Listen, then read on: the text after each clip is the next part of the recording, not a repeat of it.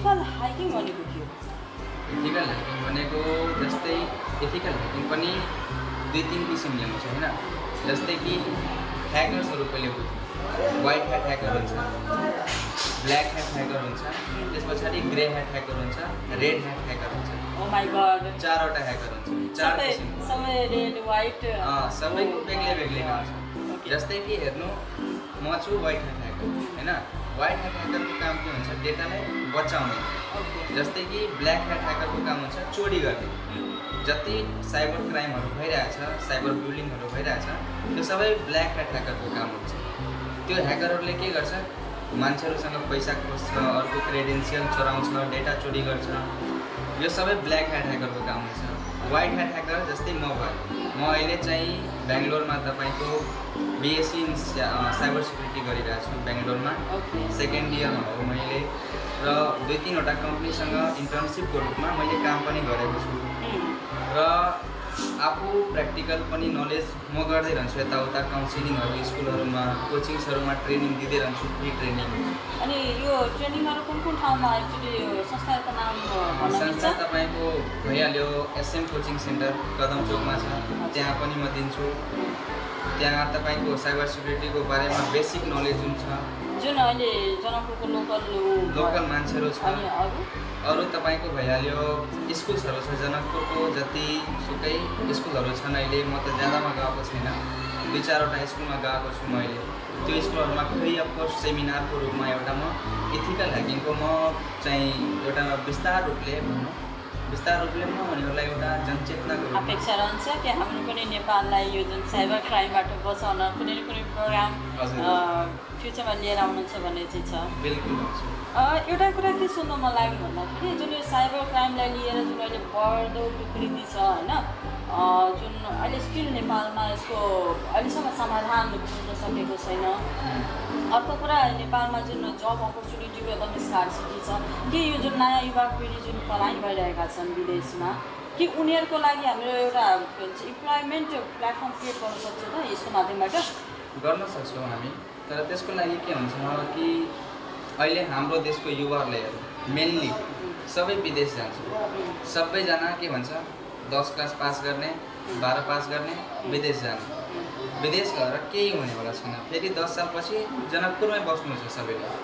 त्यहीको कारण cyber सिक्युरिटीको, ethical ह्याकिङको तपाईँको कोर्सहरू आउँछ, 1 सालको 1.5 सालको कोर्सहरू आउँछ। जरुरी छैन एथिकल ह्याकर बन्नको लागि नेपालमा एभाइलेबल छ, तर मेनली एथिकल ह्याकर भनेर एभाइलेबल छैन।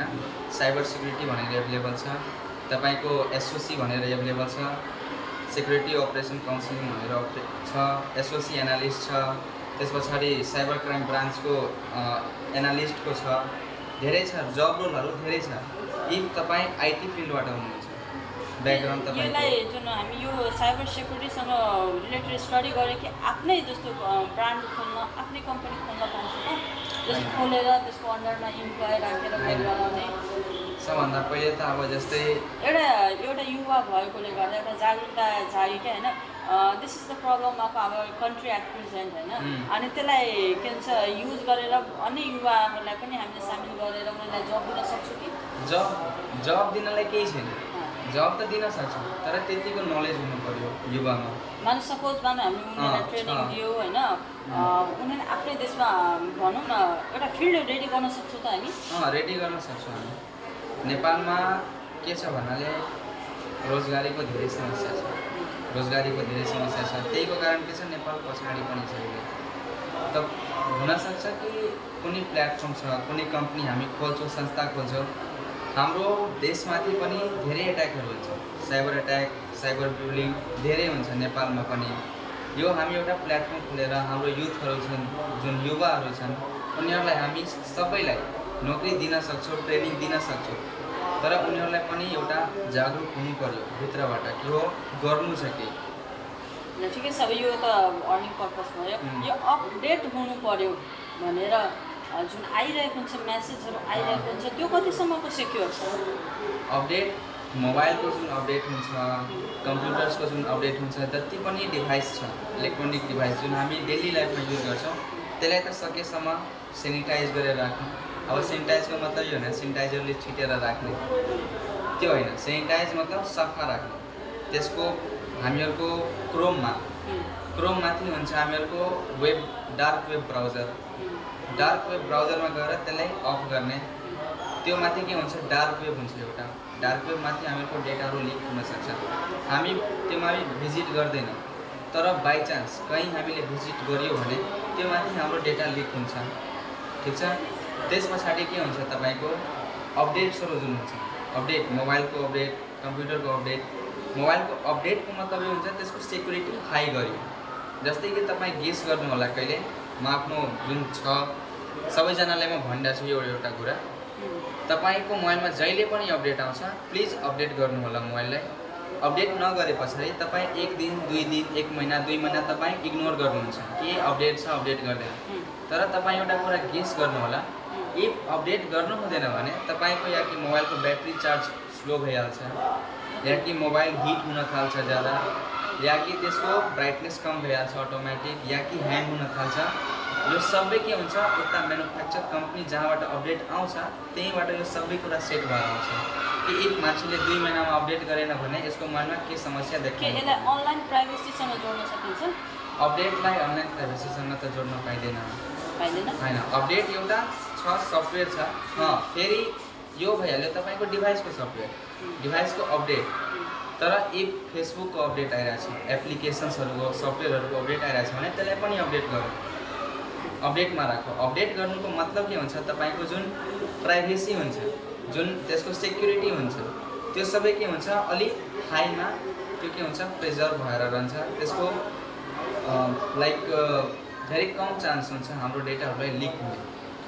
अनि जुन अहिले जुन सोसियल मिडियाहरू छ नि, एकचोटि के हल्ला सुन्नमा आएको थियो भन्दाखेरि जुन फेसबुकमा जुन हामी फोटोहरू जुन अपलोड गर्छौँ नि होइन, त्यो चाहिँ उनीहरूले युज गर्छ अरे अनि त्यसलाई सेल गर्छ। यो कतिसम्मको साँचो हो कि? एकदम साँचो हो यो कुरा। जस्तै कि तपाईँ हेर्नु, तपाईँले सोसियल मिडिया आइडी चलाउनुहुन्छ, तपाईँले आफ्नो फोटो अपलोड गर्नुभयो, तपाईँले आफ्नो जुन ठाउँबाट फोटो अपलोड गर्नुहुन्छ त्यहाँको तपाईँ धेरै मान्छेले लोकेसन पनि हाल्छ कि यो लोकेसनको फोटो छ, I am feeling so good, I am feeling excited in that location with that person भनेर हामी राख्छौँ। त्यो टाइममा के हुन्छ हाम्रो ओसिन, अघि नै भनेको थिएँ मैले, ओसिन ओपन सोर्स इन्टेलिजेन्स, यसको काम नै हुन्छ डेटा ग्यादरिङ गर्ने, डेटा लिने। अब तपाईँले फोटो अपलोड गर्नुभयो, त्यहाँबाट मैले तपाईँको फोटो लिएँ। त्यस पछाडि के हुन्छ, तपाईँहरूको बर्थडेमा जुन बर्थडे विस गर्छौँ हामीहरू, डेट हुन्छ बर्थडे डेट, त्यो डेट पायो त्यहाँबाट डेट अफ बर्थ। अब केक काट्छौँ, केकमा पनि लेखाएको हुन्छ क्यान्डलमा 21 वर्ष 22 वर्ष 23 वर्ष। अब जुन डेट अफ बर्थ छ, जुन दिन तपाईँको अपलोड भयो फोटो, मान्छेहरूले विस गर्यो, त्यहाँ त इयर पनि आउँछ नि कुन सालमा छ भएको। डेट अफ बर्थ केकमाथि क्यान्डल लागेबाट एज थाहा भइहाल्छ, त्यो एजको हिसाबले यो थाहा भइहाल्छ माइनस गरेर त्यहाँबाट कि डेट अफ बर्थ कति छ त्यसको। त्यहाँबाट तपाईँको डेट अफ बर्थ आयो र त्यो सालमा त्यति तारिकको त्यो मन्थमा कति गते थियो।